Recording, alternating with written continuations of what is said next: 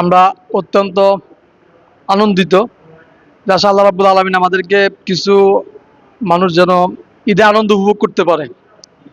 আসলে আমাদের বর্তমানে দ্রব্যমূল্য দামের কারণে অনেকেই সঠিকভাবে ঈদের আনন্দ উপভোগ করতে পারে না। এরকম কিছু পরিবার, এদের কাছে আমরা এই যে আজকে একটা প্যাকেজ দিচ্ছি, চাল, ডাল, সেমাই, চিনি, পেঁয়াজ, তারপরে আলু, এরপরে এখানে দুধ আছে।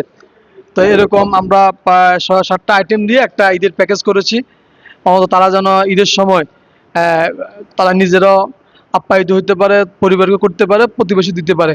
ঢাকা শহরে ঠিক মানে আসলে অনেকেই আরেকজনকে ডাকে না, অনেক সময় এরকম ট্রেডিশন হয়ে থাকে। তো অনেক সময় ঈদের আনন্দটা অনেক উপভোগ করতে পারে না। তো আমরা কিছু পরিবারকে আমরা এই যে আইটেম বললাম, তেল, চাল, ডাল মিলাইয়া, এবারে সেমাই, চিনি, দুধ, এই কয়েকটা আইটেম আমরা দিয়েছি। আশা করি এর মাধ্যমে যারা বিত্তবানেরা আছেন, আপনারা এগিয়ে আসলে আপনাদের প্রত্যেক প্রতিবেশী তারা ঈদের আনন্দ পেতে পারে।